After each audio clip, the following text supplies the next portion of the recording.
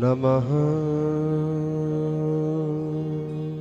परमहंसास्वादिते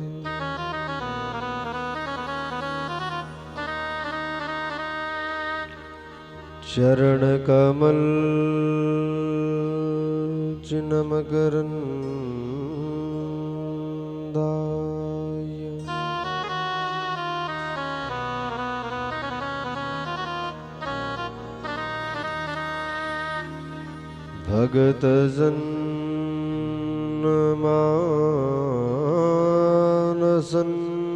भगतजन्मानसन्निवासाय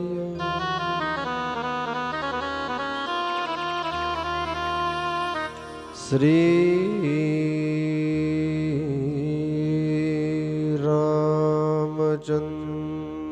रामचंद्राय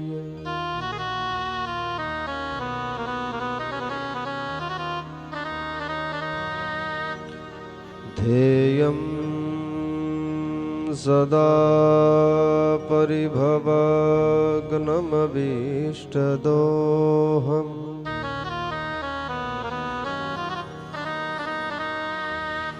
तीर्थास्पदं शिवविरञ्जिनुतं शरण्यम्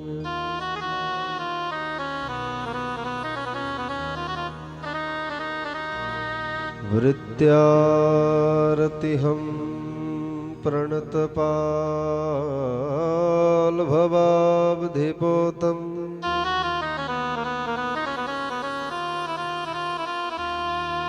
वन्दे महापुरुषते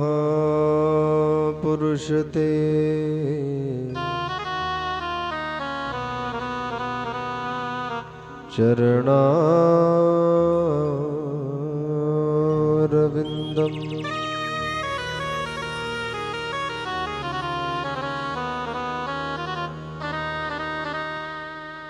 नारायणं नमस्कृत्यं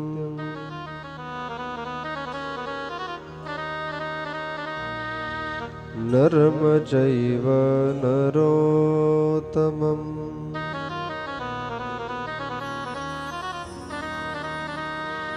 देवीं सरस्वतीं व्यासं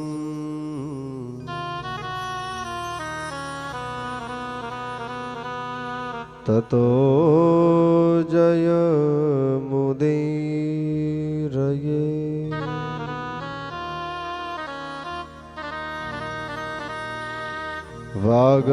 वागर्थाविव सम्पृक्तौ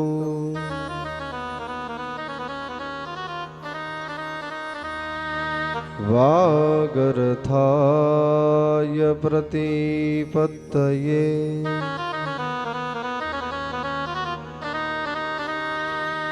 जगतः पितरौ वन्दे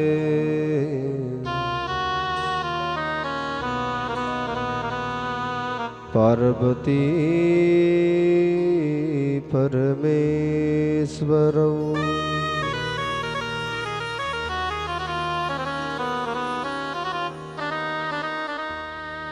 कथा प्रारंभ होत है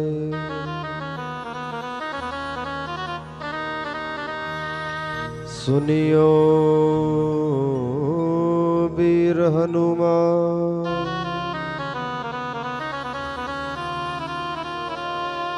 राम लखन और जानकी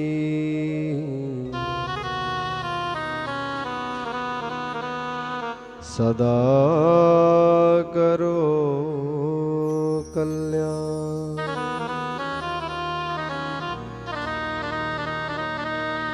बोलिए गजानन गणपति भगवान की जय हो। लक्ष्मी नारायण भगवान की जय हो। शंकर भगवान की जय हो। उमापति महादेव की जय हो। गंगा मैया की जय हो, यमुना मैया की जय हो, सब तीर्थों की जय हो, संत समाज की जय हो, ब्राह्मण समाज की जय हो, आए हुए भक्तों की जय हो, बोली हनुमान जी महाराज की जय हो।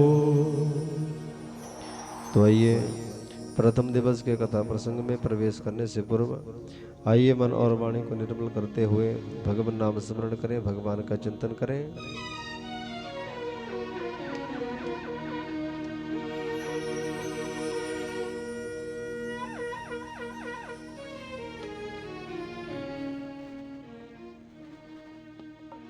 जय जय राधा रमण हरि बोल,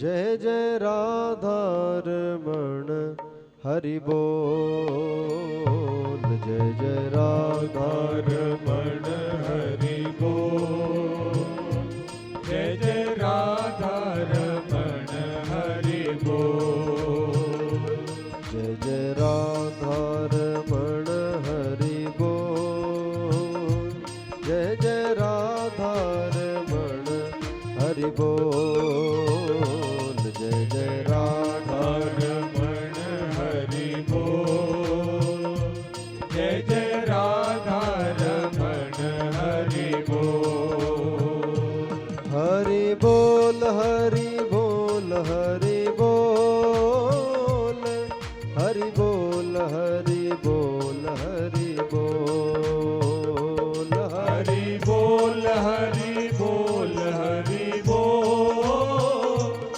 हरि बोल हरि बोल हरि बोल, हरि बोल हरि बोल हरि बोल, हरि बोल हरि बोल हरि बोल, हरि बोल हरि बोल हरि बोल, हरि बोल हरि बोल हरि बोल, जय जय राधा जय हो, जय जय राधा जय हो, जय जय राधा रमण हरि बोल, जय जय राधा रमण हरि बोल, जय जय राधा रमण हरि बोल, जय जय राधा रमण हरि बोल,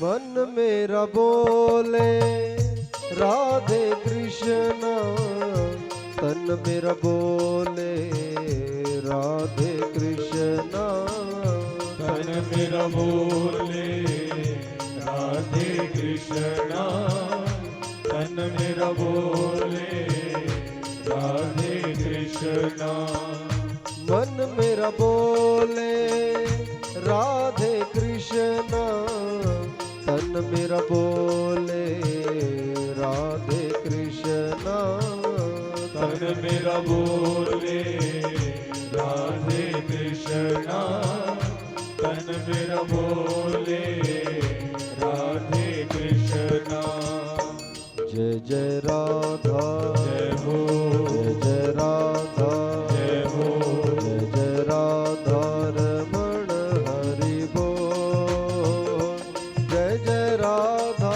रमण हरि बोल, जय जय राधा रमण हरि बोल,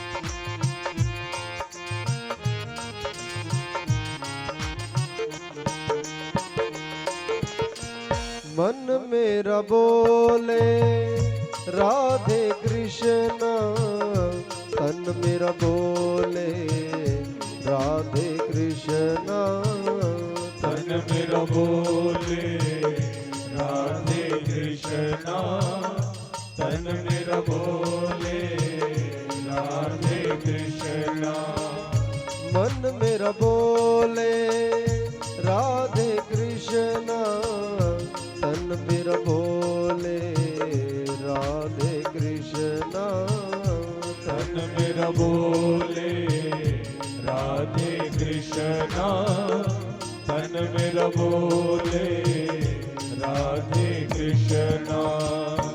जय जय राधा जय हो, जय जय राधा जय हो, जय जय राधा रमण हरि बोल, जय जय राधा रमण हरि बोल, जय जय राधा रमण हरि बोल, जय जय राधा रमण हरि बोल, जय जय राधा रमण हरि बोल, जय जय राधा रमण हरि बोल, जय जय राधा रमण हरि बोल, जय जय राधा रमण हरि बोल, हरि बोल हरि बोल हरि बोल हरि बोल हरि बोल हरि बोल हरि बोल हरि बोल, हरि बोल हरि बोल हरि बोल हरि बोल हरि बोल हरि बोल हरि बोल हरि बोल, हरि बोल हरि बोल हरि बोल हरि बोल हरि बोल हरि बोल हरि बोल हरि बोल, हरि बोल हरि बोल हरि बोल हरि बोल हरि बोल हरि बोल हरि बोल हरि बोल, हरि बोल हरि बोल हरि बोल हरि बोल हरि बोल हरि बोल हरि बोल हरि बोल, हरि बोल हरि बोल हरि बोल हरि बोल हरि बोल हरि बोल हरि बोल हरि बोल, हरि बोल हरि बोल हरि बोल हरि बोल हरि बोल हरि बोल हरि बोल हरि बोल।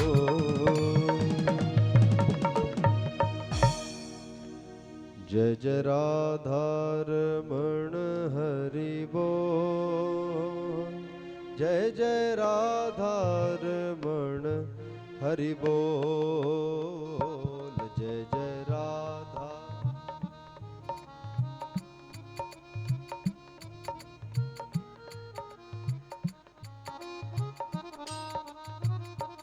जय जय राधा रमण हरि बोल, जय जय राधा रमण हरि बोल, जय जय राधा रमण ताली भी साथ में बजाएंगे। हरि बोल हरि बोल हरि बोल, हरि बोल हरि बोल हरि बोल, हरि बोल हरि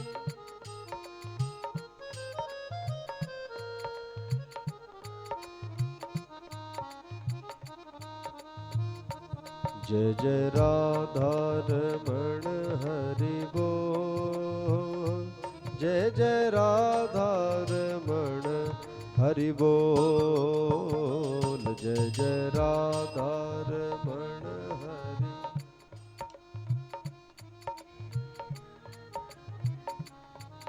हरि बोल।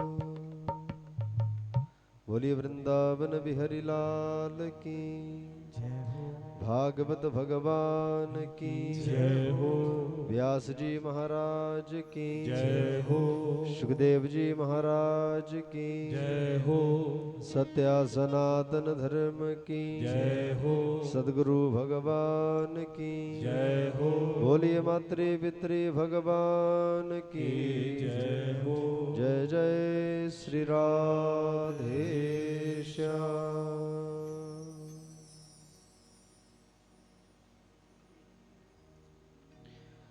यतरैव गंगा यमुना च वेणी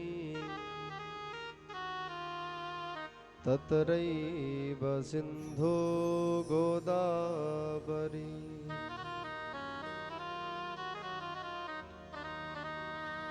सर्वाणि तीर्थानि वसन्ति यत्र तत्र चतुर्धार कथा प्रसंग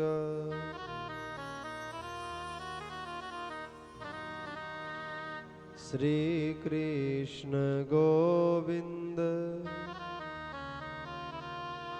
हरे मुरारे हे नाथ नारायण वासुदेव श्री कृष्ण गोविंद हरे मुरारी हे नाथ नारायण वासुदेव कृष्णं नारायणं वन्दे कृष्णं वन्दे व्रजप्रियं कृष्णं द्वैपायनं वन्दे कृष्णं वन्दे पृथासुतम्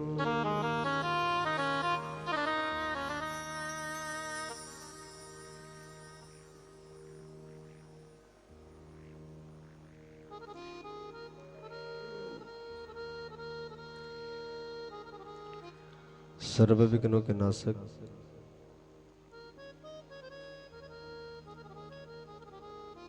सिद्धियों को प्रदान करने वाले गज के मुख को धारण करने वाले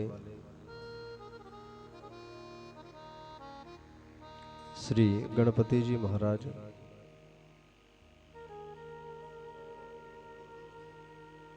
अज्ञान रूपी अंधकार से ज्ञान रूपी प्रकाश की ओर ले जाने वाले प्रातः स्मरणीयम श्री सद्गुरु भगवान जी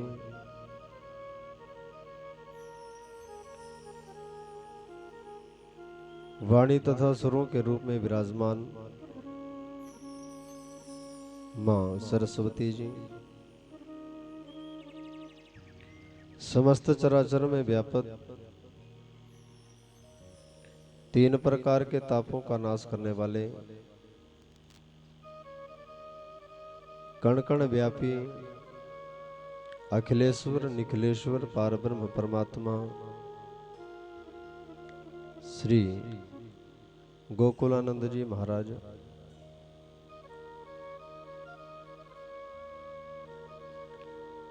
श्रीमद् भागवत महापुराण की वांगमय प्रतिमूर्ति श्री वेदव्यास जी महाराज जी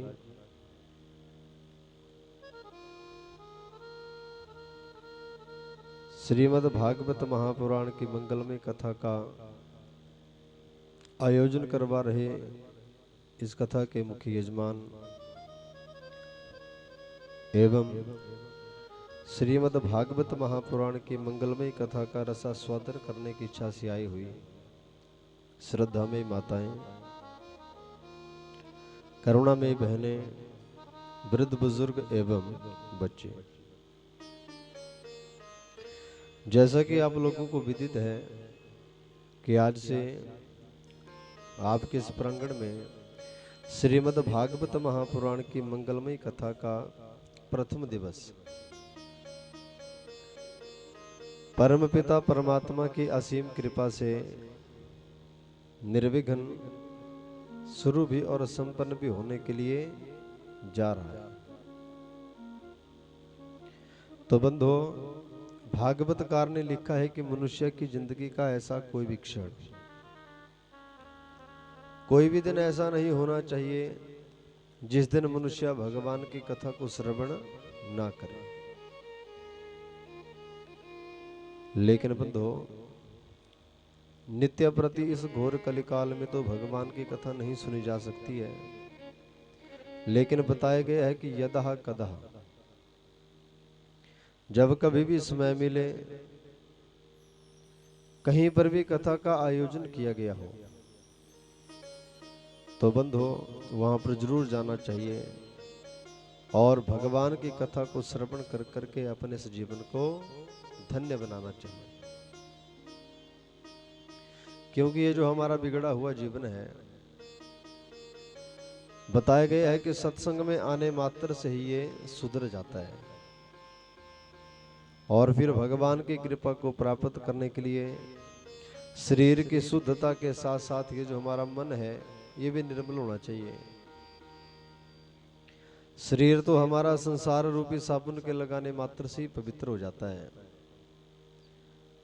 लेकिन ये जो हमारा मन है ये तब पवित्र होता है जब इस जी भाग के द्वारा हम भगवान का नाम लेते हैं, वाणी के द्वारा भगवान का सुमिरन करते हैं, तब जाकर के ये हृदय पवित्र होता है और पवित्र हृदय में ही भगवान की कृपा। तो बंधो, इस मृत्यु लोक में दो बातें बड़ी कठिन बताई गई हैं। बाबा तुलसीदास जी कहते हैं कि संत समागम हरि कथा, तुलसी दुर्लभ दोए, सुतदारा और लक्ष्मी, पापिन के भी होए।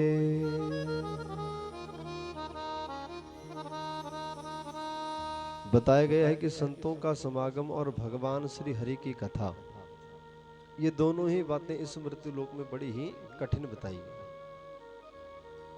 अच्छे पुत्र, धन और स्त्री, ये तो आपको सबके घरों में मिलेगा। पापी से पापी व्यक्ति के घर में भी ये आपको तीनों चीजें मिलेगी, लेकिन भगवान की कथा और जीवन में सच्चे संतों का मिलना ये बड़ा ही कठिन बताया गया है। और ये तब होता है जब हमारे जीवन में भगवान की कृपा होती है। पूर्व जन्म के जब भाग्य उदित होते हैं तब जाकर के ही हमें अपने घर आंगन में भगवान की कथा को सुनने का सौभाग्य प्राप्त होता है। इसलिए भाग्योदेन बहुजन्म स्मर्जतेन सतसंगमम च लभते पुरुषो यदा वै, कि पता नहीं कौन से जन्मों के हमारे आज भाग्य जागृत हुए, जो आज हम सब लोगों को अपने घर आंगन में बैठ करके भगवान की कथा को सुनने का सौभाग्य प्राप्त हो रहा है। तो ये भगवान की कृपा समझनी चाहिए। और कहा कि इस कथा के श्रवण करने मात्र से आप लोगों का तन मन धन तो पवित्र होता ही है, लेकिन इस कथा को सुनाने मात्र से हमारा जीवन और वाणी दोनों ही धन्य हो जाती हैं। बोलिए सनातन धर्म की जय। और ये कथा इतनी पुण्यों को देने वाली है कि जहां जहां तक इस कथा की ध्वनि जाती है वहां वहां तक का सारा क्षेत्र जो पवित्र हो जाता है।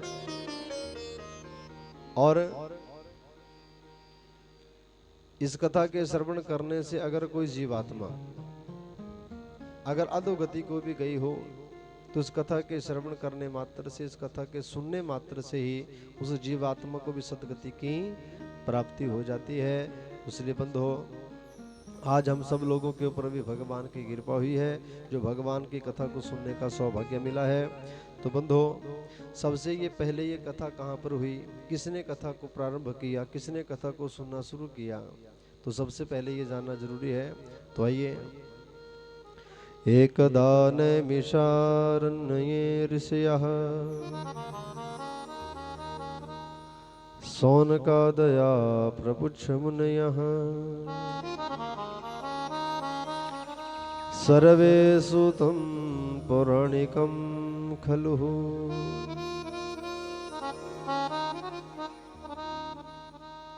एक समय की बात है कि नैमिषारण्य तीर्थ के ऊपर शौनक आदि 88,000 ऋषि इकट्ठे हो गए।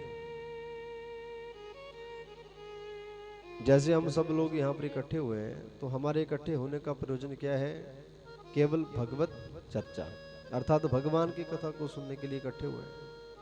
तो ऐसे ही सौनक आदि 88,000 ऋषि भी नैमिषारण्य तीर्थ के ऊपर वो भगवान का भजन करने के लिए इकट्ठे हो गए और वहां पर बैठ करके उन्होंने संकल्प कर लिया कि इस तीर्थ के ऊपर बैठ करके हम 1000 वर्षों तक चलने वाला सृष्टि महायज्ञ शुरू करेंगे।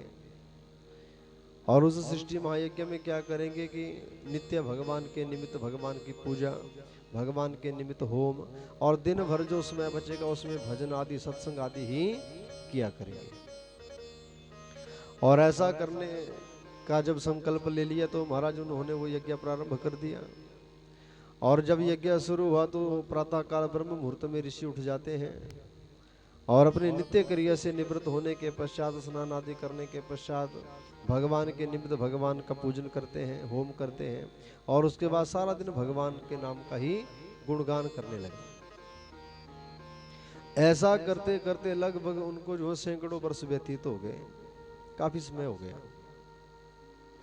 एक दिन क्या हुआ कि प्रातः काल का समय, और सौनक आदि ऋषि जो हैं वो नित्य क्रिया से निवृत्त होकर के बस भगवान का भजन करने में बैठे ही थे। उतने में क्या हुआ कि नैमिषारण्य तीर्थ के ऊपर ही सूत जी महाराज का भी पदार्पण हो गया। और जिस वक्त सूत जी महाराज वहां पर पहुंचे तो उस समय सूत जी महाराज जी की आयु थी मात्र 20 वर्ष। 20 वर्षीय सूत जी महाराज जैसे अपने शिष्यों को लेकर के नैमिषारण्य तीर्थ के ऊपर पहुंचे तो जितने भी ऋषि वहां पर बैठे हुए थे वो तो काफी वृद्ध थे, काफी बूढ़े थे। और जैसे ही उन वृद्ध ऋषियों ने सूत जी महाराज जी को देखा तो एकदम से बंधु अपने आसन को छोड़ देते हैं और झुक करके सूत जी महाराज को प्रणाम करते हैं। बोलिए सनातन धर्म की। जैसे ही प्रणाम किया तो सूत जी महाराज जी तो आश्चर्य में पड़ गए। सूत जी महाराज जी ने देखा, अरे मेरी आयु मात्र 20 वर्ष की और जो ऋषि मुझे प्रणाम कर रहे हैं इनकी आयु तो काफी लग रही है, काफी वृद्ध लग रहे हैं, फिर भी मुझे प्रणाम कर रहे हैं, कारण क्या है? सूत जी महाराज दौड़ते हुए गए, कहा कि महाराज आपने मुझे प्रणाम किया, मुझे ये बात समझ नहीं आई, जबकि आयु में आप मेरे से बहुत बड़े हैं, इसलिए मुझे आपको प्रणाम करना चाहिए था, लेकिन आपने मुझे उल्टा प्रणाम किया, कारण क्या हुआ? जैसे इतना कहा तो उन ऋषियों में जो मुख्य ऋषि हैं जिनका नाम है सौनक। क्या नाम है? सौनक। ध्यान से आपने कथा को सुनना है ना, कहीं कल पूछा भी जाता है, कम से कम आपको तो बताना ही पड़ेगा ना, क्योंकि आप मुख्य यजमान हैं, बाकियों को तो चलो कोई बात नहीं। बोलिए सनातन धर्म की। तो मुख्य ऋषि का नाम है सौनक। क्या नाम है? सौनक। सौनक जी ने बड़ा सुंदर उत्तर दिया सूत जी महाराज जी को, कहा कि हे सूत जी महाराज, भले ही आप आयु में हमसे छोटे हो, लेकिन शास्त्र कहते हैं कि धन वृद्धा बल वृद्धा आयु वृद्धा तथैव च ते सर्वे अपि ज्ञान वृद्धा किंकिरा शिष्या किंकिरा। कि कुछ लोग आयु में बड़े होते हैं, कुछ लोग बल में भी बड़े हो जाते हैं, और कदाचित कुछ लोग जो वो धन में भी बड़े हो जाते हैं, लेकिन जो मनुष्य ज्ञान में बड़ा होता है वो सबके लिए आदरणीय और पूजनीय बताया गया है। इसलिए सूत जी महाराज, भले ही आप आयु में हमसे छोटे हो लेकिन ज्ञान में बहुत बड़े हैं, इसलिए आपकी आयु को नहीं बल्कि आपके ज्ञान को हमने प्रणाम किया है। बोलिए सनातन धर्म की जय। सूत जी महाराज जी का हृदय गदगद हो गया जब उन्होंने सौनक जी से ऐसे वचन को सुना।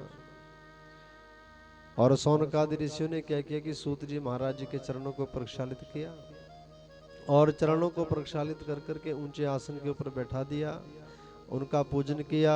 और पूजन करने के बाद दोनों हाथ जोड़ करके सूत जी महाराज जी से प्रार्थना करने लगे। क्या प्रार्थना कर रहे हैं? अज्ञान ध्वंत विध्वंस कोटि सूर्यासम प्रभ सूताख्या ही कथा सारम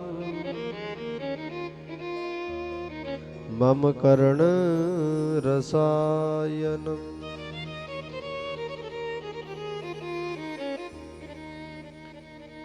कि हे सूत जी महाराज, आपके दर्शन हुए, आप यहाँ पर आए, भगवान की बड़ी कृपा।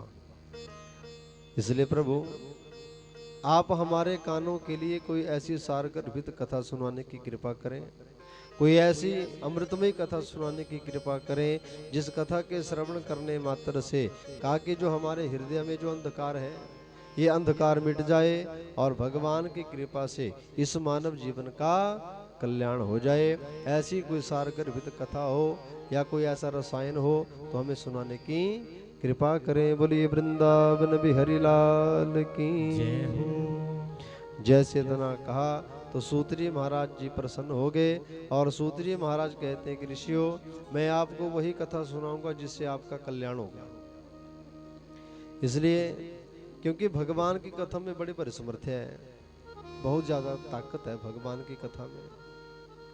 का जो फल सतयुग त्रेता द्वापर में हजारों वर्ष तपस्या करने से हमें प्राप्त होता था, ताकि वो फल इस कलयुग में भगवान की कथा सुनने से, भगवान का कीर्तन करने से ही प्राप्त हो जाता है। तो इसलिए कहा कि वही कथा सुनाऊंगा जिससे आपका कल्याण होगा। क्योंकि भगवान की कथा में जो समर्थ्य है वो कितनी है। कहा कि चिंतामणि लोक सुखम, चिंतामणि का आप लोगों ने नाम सुना होगा। इस संसार में अगर किसी व्यक्ति को चिंतामणि मिल जाए तो उसके जीवन की सारी चिंताएं हमेशा के लिए खत्म हो जाती हैं, अगर किसी को वो चिंतामणि मिल जाए। और वैसे ही स्वर्ग में कल्प वृक्ष बताया गया है, अगर वो कल्प वृक्ष किसी को प्राप्त हो जाए तो उस कल्प वृक्ष के नीचे खड़ा होकर के व्यक्ति जो भी प्रार्थना करता है वो उसको प्राप्त हो जाता है। लेकिन सूत जी महाराज कहते हैं कि ऋषियों चिंतामणि मिल जाने पर, स्वर्ग का कल्प वृक्ष मिल जाने पर आपके जीवन की सारी समस्या खत्म हो सकती हैं, दुनिया के सारे सुख साधन आपको प्राप्त हो सकते हैं। लेकिन इन दोनों में भी वो समर्थ्य नहीं है कि ये आपको भगवान का साक्षात्कार करा सके। बोलिए नारायण भगवान की जय हो। वो समर्थ्य है तो सिर्फ भगवान की कथा में, और भगवान की कथा को अगर सच्चे हृदय से श्रवण कर लिया जाए और इस कथा से मिली हुई शिक्षा को अपने जीवन में उतार लिया जाए तो कहा कि ऋषियों निश्चित ही भगवत प्राप्ति हमें हो जाती है, निश्चित ही भगवान का साक्षात्कार जीवन में हो जाता है। तो इसलिए भगवान की कथा से मिली हुई शिक्षा को जीवन में उतारने से ही हमारा कल्याण होता है। बोलिए नारायण भगवान की जय। ये नहीं कि महाराज, क्योंकि कई लोगों के मन में भ्रम भी होता है कि हमने तो कथा करवा ली घर में, अब तो हमारा मोक्ष पक्का है भी, है ना। पर लेकिन कथा करवाने से या कथा सुनने से मुक्ति थोड़ा मिलती है। कथा सुनने से अगर मुक्ति मिल जाती है तब तो इस संसार में सब लोग ये कथा सुनते हैं ना, सभी कथा करवा रहे हैं। लेकिन कथा सुनने से या कथा करवाने से कभी मुक्ति नहीं मिलती है। मुक्ति तब मिलती है जब कथा से मिली हुई शिक्षा को आप अपने जीवन में धारण करते हैं। बोलिए सनातन धर्म की बस आपने ध्यान इधर ही रखना है ना, कोई आए जाए आपने बस इधर ही देखना है ना, क्योंकि आप इधर उधर देखेंगे तो मेरा ध्यान भंग हो जाता है ना, सुनाने का आनंद नहीं आता है। तो इसलिए बस आपने इधर ही ध्यान रखना है। बोलिए सनातन धर्म की। तो क्या हुआ कि भगवान की कथा से हमें मुक्ति मिल सकती है, लेकिन जीवन में उसको उतारना पड़ेगा। लेकिन सबसे बड़ी समस्या तो यही है कि आज हम लोग कथाएं तो सुनते हैं, कथा से जो शिक्षा मिल रही है उसको समझते भी हैं, है ना, कि पंडित जी क्या कह रहे हैं, लेकिन उस शिक्षा को हम कभी स्वीकार नहीं करते हैं। बस कथा सिर्फ पंडाल तक सीमित रह जाती है। जैसे हम यहाँ पर कथा सुनेंगे तो आपके मन से अब आ जाएगी नहीं, जैसा पंडित जी बोल रहे हैं वैसा ही करेंगे। पर लेकिन जैसे यहाँ से उठ करके जाते हैं तो जाते जाते ही हमारा घर पहुँचने से पहले ही वो सारी बातें खत्म हो जाती हैं। बोलिए सनातन धर्म की। जानते जानते गलाना ये बड़ी बढ़िया कथा सुनवाई अज प्रोतौरी भी है ना, कने जानते जानते क्या दे बिचा ते गलाए देना। बोलिया भी ये गल्लां तो सिर्फ उत्थी लगदियां खरियां ना कथा ची, कने बस सारी कथा घर पूजने ते पहले पहले खत्म। बोलिए सनातन धर्म की। तो इसलिए कहा कि हमारा ऐसा नहीं होना चाहिए, कथा से मिली हुई शिक्षा को जीवन में उतारिए। तब आपका कल्याण होगा। लेकिन अगर आप मिली हुई शिक्षा को जीवन में नहीं उतारा तो कभी कल्याण होने वाला नहीं है। इसलिए हमारा 7 दिन का समय मिला है, ये बार बार सौभाग्य जीवन में नहीं आता है। तो इसलिए जितना समय मिला है बिल्कुल एकाग्र मन से भगवान की कथा को सुनना है। क्योंकि यहाँ पर सूत जी महाराज जी भी ऋषियों को कह रहे हैं कि ऋषियों, जिस कथा को मैं सुनाने जा रहा हूँ, इस कथा को कहा कि सावधान तया श्रृणु, कि बिल्कुल सावधान होकर के सुनना। क्योंकि ये जो मनुष्य का जीवन है इसको क्षण भंगुर बताया गया, क्षणिक बताया गया। अभी हम कथा सुन रहे हैं, सांस ले रहे हैं, अगले मिनट सांस आएगी या नहीं आएगी कोई पता नहीं है। आज हम कथा सुन रहे हैं, कल पता नहीं कथा सुनने आ पाएंगे या नहीं आ पाएंगे, कोई पता नहीं है। तो इसलिए मनुष्य का जो जीवन है ये काल रूपी अजगर के मुख में पड़ा हुआ है, और जब तक उस काल रूपी अजगर ने अपने मुंह को खोल करके रखा है तब तक तो हम सब लोग सुरक्षित हैं। लेकिन जैसे ही ये काल रूपी अजगर अपने मुंह को बंद करेगा उसी वक्त हम इस संसार को छोड़ करके चले जाएंगे। तो बंधु, जीवन का कोई भरोसा नहीं है, इसलिए जो समय मिला हुआ है इसका सदुपयोग होना चाहिए। और भगवान की कथा में तुम्हारा बड़े बड़े समर्थ है, क्योंकि जिस कथा को सुनने के लिए आप जा रहे हैं यही कथा पहले किसने सुनी है? राजा परीक्षित। और राजा परीक्षित ने भगवान की कथा को क्यों सुना? क्योंकि राजा परीक्षित को श्राप लगा, सम्मीक मुनि के पुत्र श्रृंगी ऋषि का श्राप लगा। क्योंकि संत का उपहास कर दिया और श्रृंगी ऋषि ने श्राप दे दिया कि मेरे पिता का उपहास किया है, इसलिए जाओ मैं तुम्हें श्राप देता हूं कि आज से 7वें दिन तक्षित नाग के काटने से आपकी मृत्यु हो जाए। और जैसे राजा परीक्षित को ये श्राप लगा तो राजा परीक्षित को ज्ञान हो गया। ये नहीं मन में आया कि अरे संतों ने मुझे बुरा कह दिया या मरने का श्राप दे दिया तो मैं संतों से बदला लूंगा। राजा परीक्षित को ज्ञान हो गया कि देखो मरना तो है ही है, आए हैं सो जाएंगे राजा रंग फकीर, कोई सिंहासन चढ़ चले कोई बंधे जंजीर। कोई आज जा रहा है, कोई कल जा रहा है, कोई परसों जा रहा है, आना जाना तो संसार का नियम है।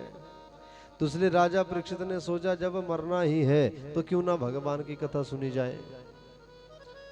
और गंगा के तट के ऊपर चले गए, भगवान से प्रार्थना की और भगवान की कृपा हुई। और सुखदेव जी महाराज श्रीमद् भागवत महापुराण को लेकर के गंगा के तट के ऊपर पहुंच जाते हैं। और सुखदेव जी महाराज जब कथा सुनाने लगे तो देवलोक में देवताओं को पता चल गया कि गंगा के तट के ऊपर भगवान की कथा सुनाई जा रही है।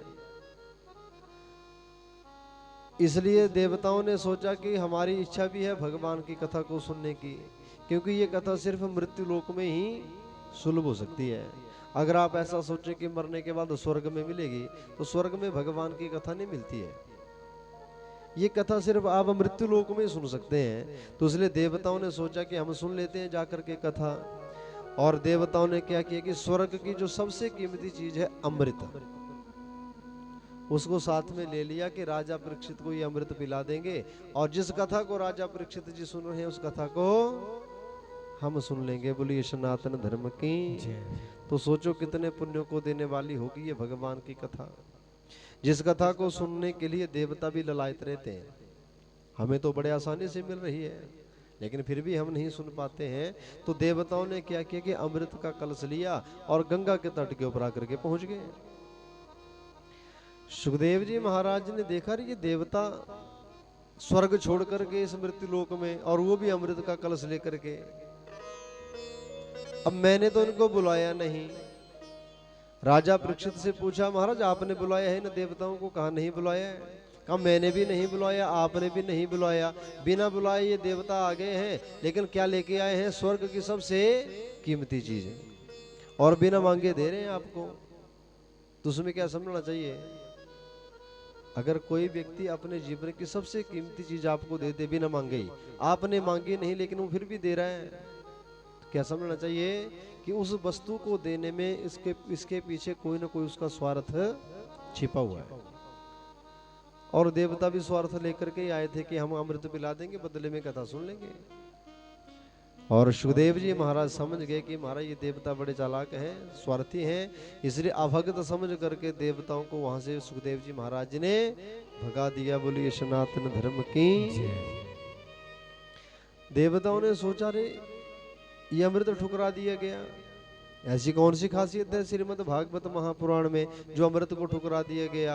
और ये पता करने के लिए देवता लोग चले गए कहाँ पर, ब्रह्मलोक में। और ब्रह्मा जी से जाकर के शिकायत की, महाराज कौन सी शक्ति है ऐसी भागवत जी में जो ये अमृत ठुकरा दिया गया। ब्रह्मा जी ने कहा कि महाराज चलो कोई बात नहीं, पता करते हैं, पता लग जाएगा, आज परीक्षा ले लेते हैं। और ब्रह्मा ने भी क्या किया कि हमारा ब्रह्म लोक से तराजू ले लिया और तराजू लेकर के गंगा के तट के ऊपर जाकर के पहुंच गए। और तराजू के एक पलड़े में श्रीमद् भागवत महापुराण को रखा गया और दूसरे पलड़े में हमारा अमृत के सहित इस संसार के जितने भी पुण्य हैं सारे पुण्यों को महाराज तराजू के पलड़े में रख दिया गया। और जैसे ब्रह्मा जी ने वो तराजू ऊपर उठाया तो बंधु भागवत का जो पलड़ा था वो तो नीचे रहा और जो दूसरा पलड़ा था अमृत वाला वो ऊपर उठ गया। अर्थात वजन जिसमें कम होगा वो ऊपर उठेगा और वजन जिसमें ज्यादा होगा वो नीचे रहेगा। आज ब्रह्मा की आंखें खुली की खुली रह गई, देवताओं की आंखें खुली की खुली रह गई। अरे ये क्या देख रहे हैं हम। सुखदेव जी महाराज जी को हंसी आई। सुखदेव जी महाराज कहते हैं, कहा कि रे देवताओं, जिस श्रीमद् भागवत महापुराण जी को आप एक साधारण पोथी या साधारण किताब समझ रहे हैं, कहा कि हमारी ये कोई साधारण पोथी या साधारण किताब नहीं है, ये तो साक्षात भगवान श्री कृष्ण जी का ही वांगमय स्वरूप, भगवान श्री कृष्ण जी का ही श्री विग्रह है। इसलिए महाराज ये कोई साधारण पोथी या कोई साधारण किताब नहीं है। और जिस अमृत को लेकर के आप आए हैं, मैं मानता हूं कि अमृत से के पीने से हमें स्वर्ग की प्राप्ति हो सकती है, लेकिन जैसे ही इस अमृत का पुण्य खत्म होगा तो दोबारा से स्वर्ग छोड़ करके मृत्यु लोक में आना पड़ेगा। लेकिन जिस कथा को राजा परीक्षित सुन रहे हैं, इस कथा में बहुत ज्यादा समर्थ है। पुनरपि जन्मम पुनरपि मरणम पुनरपि जननी जठरे शयनम, बार बार माँ के गर्भ में आना, बार बार जन्म लेना, बार बार मरना, इस जन्म मरण के चक्कर से ये कथा हमें हमेशा हमेशा के लिए छुड़ा देती है, अर्थात मोक्ष को प्रदान करने वाली है। इसलिए देवताओं, आप जो हैं इस कथा की का मुकाबला जो अमृत से कर रहे हैं, तो महाराज ये ऐसे हो नहीं सकता है। क्योंकि अगर साधारण कांच के टुकड़े से अगर आप करोड़ों की मणि की तुलना करना चाहें ना, तो उससे तुलना नहीं की जा सकती है।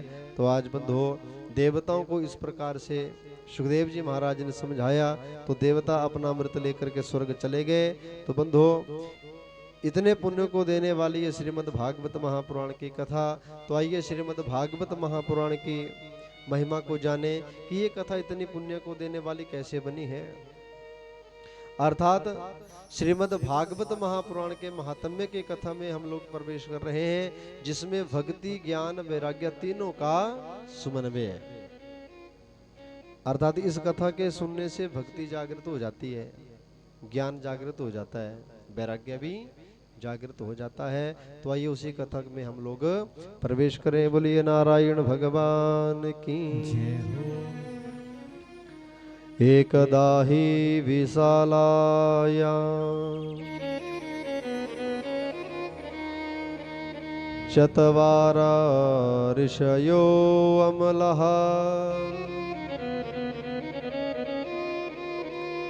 सत्संगार्थं समायाता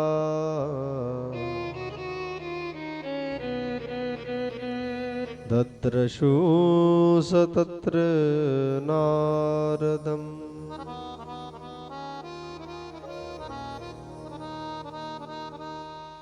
एक समय की बात है कि बद्री धाम में ब्रह्मा के मानसिक पुत्र सनक, सनंदन, सनातन, सनत कुमार, ये चारों ऋषि सत्संग की भावना को लेकर के बद्री धाम में पहुंचे हुए थे। और जैसे ही बद्री धाम में ये चारों ऋषि, चारों कुमार भ्रमण कर रहे थे, उसी वक्त क्या हुआ कि इन्होंने नारद जी को देखा।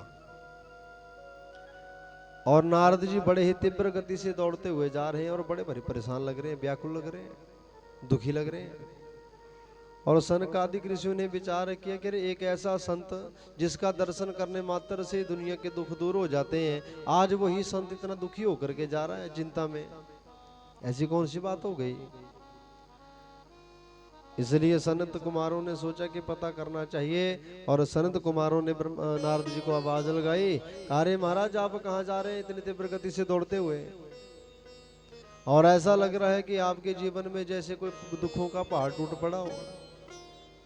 आपको देखते हुए ऐसा प्रतीत हो रहा है जैसे किसी व्यक्ति के पास थोड़ा सा धन होता है, उसको भी कोई चुरा करके ले जाए तो वो व्यक्ति बड़ा भर दुखी हो जाता है, उदास हो जाता है ना। तो इसलिए आपको देख करके ऐसा लग रहा है जैसे आपका भी किसी ने धन चुरा लिया हो। तो इसलिए महाराज अपने दुख को बताने की कृपा करें कि आपके जीवन में ऐसा कौन सा दुख है। जैसे इतना कहा तो नारद जी दौड़ते हुए आए, और नारद जी कहते हैं, अरे महाराज कैसी बातें कर रहे हैं आप, हम ठहरे साधु संत महात्मा, हमारे पास कौन सा धन होगा। साधु संतों के पास तो एक ही धन होता है, और वो क्या है, भगवान का नाम। और भगवान का नाम ऐसा है जिसको दुनिया की कोई भी ताकत चुरा नहीं सकती है। बोलिए सनातन धर्म की। तो कहा फिर आप दुखी क्यों हैं? कहा दुखी इसलिए हूं,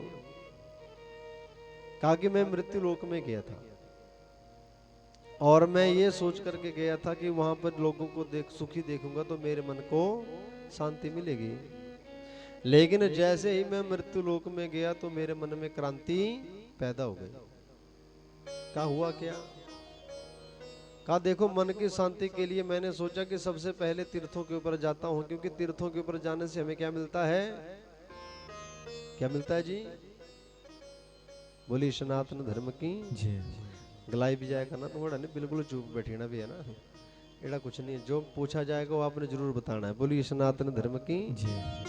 अरे जे बिल्कुल ही अरे चुपचाप बैठ रहे, क्योंकि डरना नहीं है ना, शर्म करनी है ना, क्योंकि आप अपने घर आंगन में बैठे हैं ना, शर्म हमें आनी चाहिए ना, डर हमें लगना चाहिए कि हम दूसरी जगह आए हैं ना, आपको थोड़ी लगना चाहिए। बोलिए सनातन धर्म की। तो जो पूछा जाए वो बताया करना है आपने जरूर, है ना।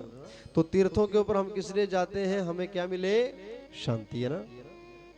तो शांति के लिए मैं भी तीर्थों के ऊपर चला गया, और तीर्थों में भी मैं कौन कौन से तीर्थ के ऊपर गया, कहा कि पुष्करम च प्रयागम च काशीम गोदावरीम तथा हरिक्षेत्रम कुरुक्षेत्रम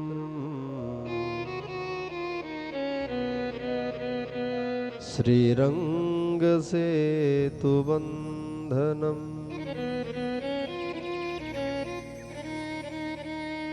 नारद जी कहते हैं कि सबसे पहले तो मैं पुष्कर में गया, फिर मैं प्रयागराज में गया, काशी में भी गया, गोदावरी में भी गया, हरिद्वार में भी गया, कुरुक्षेत्र में भी गया।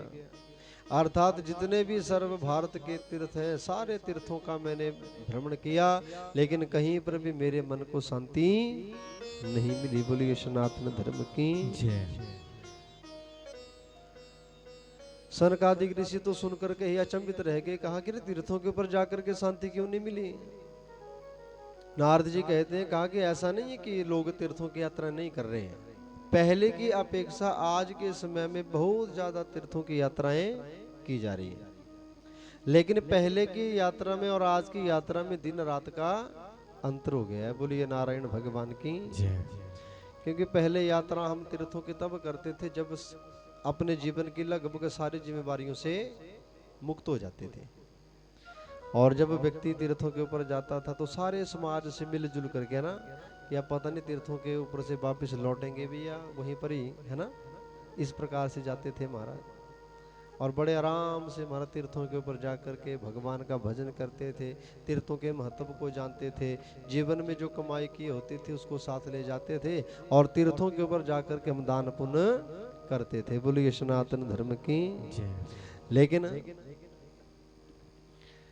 आज तीर्थों की यात्राएं बहुत ज्यादा हो रही हैं, साल में हम जो है 2-2 4-4 बार तीर्थों के ऊपर चले जाते हैं, लेकिन आज जाने का प्रयोजन क्या है, केवल मनोरंजन, केवल घूमने फिरने की भावना को लेकर के तीर्थों की यात्रा की जा रही है। तो पैसे धेले की कमी नहीं है महाराज, जब मन किया उठे बस में बैठे और चले गए तीर्थों के ऊपर, और वहां पर जाकर के आज इस कलयुग में मनुष्य जो है इतना निडर हो गया, इतना निडर हो गया कि तीर्थों के ऊपर जाकर के भी पाप करने से कतराता नहीं है। बोलिए नारायण भगवान की जय। तीर्थों के ऊपर भी महाराज पाप हो रहे हैं, दुराचार हो रहे हैं, दुनिया भर की धक्का मुक्की, दुनिया भर की भीड़ और दुनिया भर की चोरी डकैती लूट पाट तीर्थों के ऊपर हो रही है, जिससे आज क्या हो रहा है कि तीर्थों का धीरे धीरे सार खत्म होता जा रहा है। अब तीर्थों के ऊपर जाने से भी शांति नहीं मिल रही है महाराज। नारद जी कहते हैं, कहा कि जब मैंने सारे तीर्थों को घूम लिया, जब मेरे मन को शांति नहीं मिली, तो मैंने सोचा कि चलो अब तीर्थों के ऊपर तो शांति नहीं मिली, यहाँ पर तो लोगों की बड़ी बुरी हालत है, लेकिन क्या पता लोग घरों में ही सही ढंग से रहते होंगे, क्या पता शांति से घर में रहते होंगे। और मैं लोगों के घर में चला गया कि जाकर के देखूं, और जैसे मैं लोगों के घर में गया तो वहां पर भी मैंने एक बड़ी भरी विडंबना देखी। बोलिए सनातन धर्म की जय हो। क्या विडंबना देखी? तरुणी प्रभुता गेहे श्याल को बुद्धिदायक।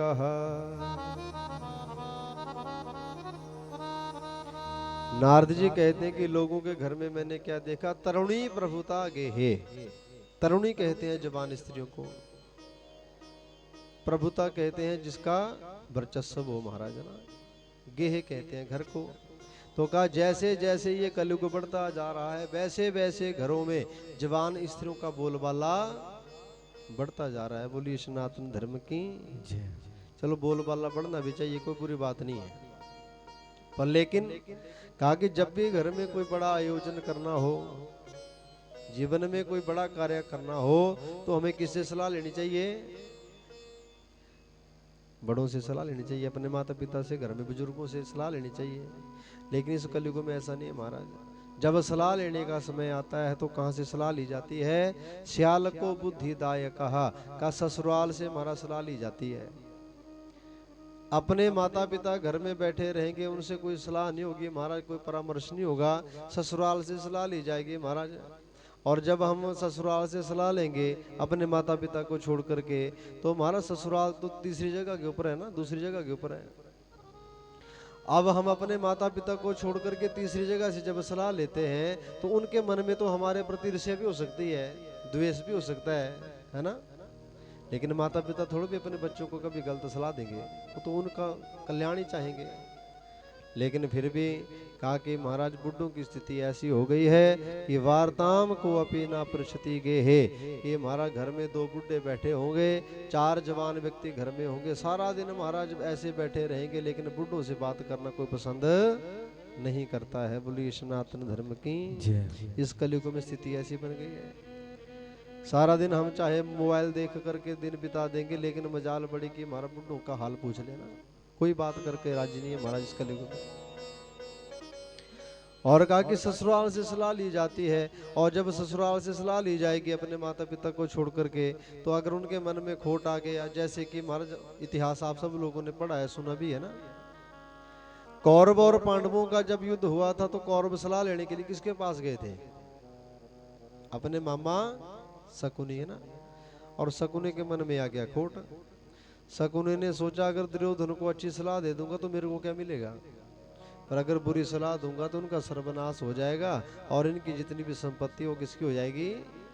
मामा शकुनी की। बोलिए नारायण भगवान की जय। और ऐसी सलाह दी कि हमारा कौरवों का समूल नाश हो गया। बोलिए नारायण भगवान की जय। तो इसलिए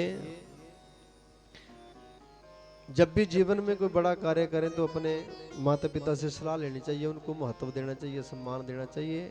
लेकिन ऐसा इस कलयुग में नहीं हो रहा है, जैसे जैसे कलयुग बढ़ता जा रहा है। और कहा कि हमारे इसको भी छोड़ो, कन्या विक्रयेणो।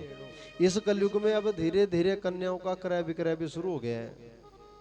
अब कन्या का जब हम विवाह करते हैं तो उसके जब लड़का ढूंढा जाता है, तो उस वक्त सबसे पहले हम क्या देखते हैं? लड़की के लिए जब लड़का ढूंढा जाता है तो सबसे पहले उस लड़के के पास हम क्या देखते हैं कि माया कितनी है ना, उस घर में पैसा कितना है। अगर पैसा खूब होगा तब तो कन्या का विवाह करेंगे, पर अगर उनके पास पैसा कम होगा तो हमारा कोई विवाह कर करके राजी नहीं है। धन के लोभ में कन्याओं के विवाह किए जा रहे हैं, जबकि ये महाराज गलत है। जब भी विवाह करें तो महाराज पहले के पूर्वज क्या देखते थे? संस्कार देखे जाते थे ना, घराना देखा जाता था कि उस घर के संस्कार कैसे हैं। भले ही पैसा कम होगा कोई बात नहीं महाराज, लेकिन बेटी घर उस घर में जाकर के सुखी तो रह सकती है ना। आज धन के लोभ में विवाह किए जा रहे हैं और आज 100 में से 90% गृहस्थ तो टूटती हुई दिखाई दे रही है। कारण क्या है? कारण यही है कि आज हमने जो है वो संस्कार नहीं देखे, क्या देखा? धन देखा, और धन को देख करके कन्याओं का विवाह कर दिया। लेकिन बंधु, जीवन में सुख जो है वो धन से नहीं आता है। जीवन में सुख तभी आता है जब हमारे संस्कार अच्छे होंगे। अगर हमारी सोच अच्छी होगी, सब व्यवहार अच्छा होगा, संस्कार अच्छे होंगे, तब तो हमारा जीवन में सुख आ सकता है। लेकिन पैसा तो दुनिया भर का है हमारे पास, लेकिन संस्कार नाम की चीज नहीं है। तो जिसके पास संस्कार नहीं है उसके जीवन में कभी सुख नहीं आ सकता है। इसलिए हमारा आज का स्थिति ऐसी हो गई है। और कहा कि मन मर्जी के विवाह इस कलयुग में हो रहे हैं, लेकिन मन मर्जी के विवाह भी हो रहे हैं। तो मन मर्जी का विवाह हो जाए कोई बात नहीं, बड़ी अच्छी बात है। दोनों के अगर गुण मिल रहे हैं, आपस में विवाह कर रहे हैं, बड़ी अच्छी बात है। पर लेकिन जब दोनों ने एक दूसरे को देख करके एक दूसरे के विचार मिले तभी विवाह हुआ ना। तो उस विवाह में, उस संबंध में कभी भी लड़ाई झगड़ा नहीं होना चाहिए ना। लेकिन कहा कि हमारा फिर भी क्या हो रहा है? कहा कि लोभाद दंपति नाम च कलकनम, कि पति और पत्नी के भीतर छोटी सी भी बात हो जाए ना, तो छोटी सी बात का इतना बड़ा बवाल हो जाता है कि महाराज सीधी बात कहाँ पहुंच जाती है कि महाराज ले आओ पेपर कने, करा सहन पे करो छुट्टी, बोलिए सनातन धर्म की। और 6 महीने के भीतर ही हमारा इतना गहरा प्रेम 6 महीने के भीतर ही वो टूट जाता है और अलग अलग होकर के दोनों अपने अपने घरों में बैठ जाते हैं। बोलिए नारायण भगवान की। ऐसी स्थिति इस कलयुग में बन रही है। तो कहा कि इस प्रकार से मैंने देखा कि हमारा कहीं पर मेरे मन को शांति नहीं मिली और मैं सारा संसार घूम लिया, पूरे संसार का चक्कर लगभग मैंने काट लिया। तो मैंने क्या देखा? कोई तन दुखी, कोई मन दुखी, कोई धन बिन रहे तो उदास, थोड़े थोड़े सब दुखी सुखी भगवान के दास। अर्थात कोई शरीर से दुखी है महाराज। आज इस कलयुग में बच्चा पैदा बाद में होता है और रोग पहले लेकर के आ जाता है। बोलिए सनातन धर्म की। अर्थात कोई शरीर से दुखी है महाराज, किसी का शरीर ठीक नहीं है। कोई मन से दुखी है, किसी का शरीर तो ठीक है, लेकिन मन में एक ऐसी चिंता बनी हुई है जो हर समय उसके मन में खटक रही है। ना तो वो बैठ पा रहा है ढंग से, ना चल पा रहा है, ना खा पी रहा है, ना कहीं आ जा सकता है। मन में वो चिंता बार बार उसको जो दुखी कर रही है। तो कहा कोई तन से दुखी है, कोई मन से दुखी है।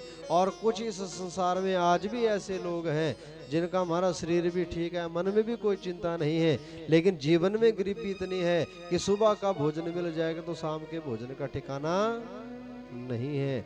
थोड़े थोड़े सब दुखी। इस मृत्यु लोक में हर व्यक्ति किसी न किसी पीड़ा से पीड़ित है। सुखी कौन है? कहा कि सुखी वो है जिसने घर को भी छोड़ दिया है, पत्नी को भी छोड़ दिया है, पुत्र को भी छोड़ दिया है। मोह माया से जो ऊपर उठे हुए हैं साधु संत महात्मा, जो गुफाओं में रह करके भगवान का भजन करते हैं, वो इस मृत्यु लोक में थोड़े बहुत सुखी हैं और बाकी सारा संसार दुखी। बोलिए नारायण भगवान की। देखने में तो ऐसा लगता है दूर से कि हमारा ये सुखी होगा ना, लेकिन अंतरात्मा से तो उसी व्यक्ति को पता होता है कि मैं सुखी हूँ या दुखी हूँ। बोलिए सनातन धर्म की। लोग दिखावे के लिए तो ऐसा लगता है कि हमारे ये सुखी होंगे है ना, लेकिन अंतरात्मा से अगर उसको पूछा जाए तो हर व्यक्ति के मन में कोई न कोई पीड़ा बनी रहती है। बोलिए सनातन धर्म की। इसलिए नारद जी कहते हैं कि महाराज मैंने सारा संसार घूम लिया और अंत तो गत्वा मुझे लगा कि देखो अब एक ही जगह बची हुई है। कौन सी? वृंदावन में यमुना का किनारा। और वहां पर तो भगवान श्री कृष्ण जी ने अपनी बाल लीलाओं को किया हुआ है। हो ना हो वहां पर तो मुझे जरूर शांति मिल सकती है। इसलिए नारद जी कहते हैं कि महाराज मैं दौड़ता हुआ कहाँ चला गया? वृंदावन में चला गया। और वृंदावन में यमुना के तट के ऊपर जैसे मैं पहुंचा तो वहां पर भी एक बड़ा भारी कौतुक देखा। क्या देखा? तत्राश्चर्यं मया दृष्टम् श्रूयतां तन्मुनीश्वरः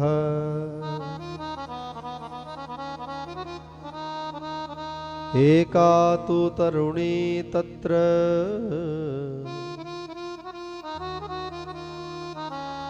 निषणाम खिन्न मानसः।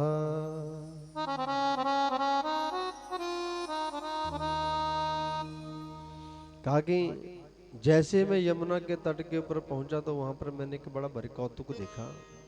क्या देखा कि एक जवान स्त्री, एक युवती यमुना के तट के ऊपर बैठी हुई है और बड़ी दुखी है बेचारी।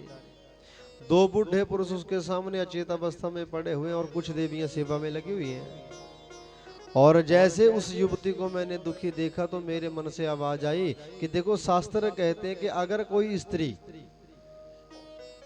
दुखी है तो हमारा धर्म कहता है कि हमें उसके दुख को जानना चाहिए, उसकी मदद करनी चाहिए, रक्षा करनी चाहिए। और मैं तो एक साधु संत था, मैंने सोचा मेरा तो जीवन ही परोपकार के लिए है। और उस युवती को दुखी देख करके मैं दौड़ता हुआ चला गया कि इसके दुख को जानता हूँ। बस मैं पास पहुँचने ही वाला था कि मेरे मन से आवाज आई कि देखो, शास्त्र ये भी कहते हैं कि जहाँ पर स्त्रियों का समूह बैठा हो वहां पर किसी पुरुष को बिना बुलाए जाना नहीं चाहिए, जाने से उपहास भी हो सकता है। और मैं एकदम से पीछे मुड़ गया और पीछे मुड़ करके जैसे मैं जा रहा था तो उस युवती ने मुझे देख लिया था और उस युवती ने मुझे आवाज लगाई, अरे महाराज क्षण भर ठहरिए और मेरे दुख को दूर कीजिए। नारद जी कहते हैं कि जैसे उसने मुझे आवाज लगाई मैं दौड़ता हुआ चला गया। मैंने पूछा, अरे देवी आप कौन है? बद देवी सब विस्तारम स्वस्या दुखस्या कारणम। हे देवी, आप अपने दुख का कारण बताइए, आप हैं कौन? अपना परिचय दीजिए। तो उस युवती ने अपना परिचय दिया कि देखो, मेरा नाम है भक्ति। क्या नाम है? भक्ति। और मैं द्रविड़ देश में पैदा हुई हूँ, कर्नाटक में मेरा लालन पालन हुआ है, महाराष्ट्र आदि प्रांतों में मेरी बड़ी भारी जय जयकार हुई। लेकिन इसी भारत के कुछ प्रांत ऐसे हैं जहां पर मुझे भक्ति का बड़ा भारी खंडन हुआ, मुझे बड़ा भारी दुत्कार आ गया। और जहां पर मेरा खंडन हुआ तो कहां, वहां पर मैं भक्ति विवृत हो गई थी। और ये जो आप अचेत अवस्था में जो पड़े हुए दो पुरुष देख रहे हैं, ये कोई और नहीं, ये मेरे ही पुत्र ज्ञान और वैराग्य है। नारद ने पूछा, रे ये कैसे हो गया? कहा कि काल के प्रभाव से। और कहा कि जब मैं अपने दोनों पुत्रों को लेकर के भ्रमण करते करते इस वृंदावन में पहुंची, यमुना के तट के ऊपर पहुंची, तो कहा कि मैं भक्ति तो पुनः जवान हो गई, लेकिन ये जो मेरे दो पुत्र हैं ज्ञान और वैराग्य, ये अभी भी बूढ़े हैं, वृद्ध हैं, अर्थात अचेत हैं। तो जैसे इतना कहा तो नारद जी कहते हैं, कहा कि ये तो बड़ी समस्या है, जबकि होना ये चाहिए कि माँ जो हो बुढ़ी होनी चाहिए और बच्चे जवान होने चाहिए, लेकिन ये तो उल्टा है। यहाँ पर माँ जवान बैठी हुई है और बच्चे जो है बूढ़े हैं। और बंधु, आज भी ये स्थिति बनी हुई है कलयुग में। भक्ति तो आज भी जवान है, खूब भक्ति कर रहे हैं हम लोग, कथा भी सुनते हैं, माला भी फेरते हैं, भगवान का भजन भी गाते हैं, सुनते भी है ना, सब कुछ करते हैं, लेकिन ज्ञान और वैराग्य आज भी बूढ़े हैं महाराज। वो जागृत तो होते हैं जब कथा सुनी जाती है, तो कथा सुनते हैं तो तब तो ये जागृत हो जाते हैं, लेकिन जैसे कथा सुनना बंद कर देते हैं तो दोबारा से सो जाते हैं। बोलिए नारायण भगवान की।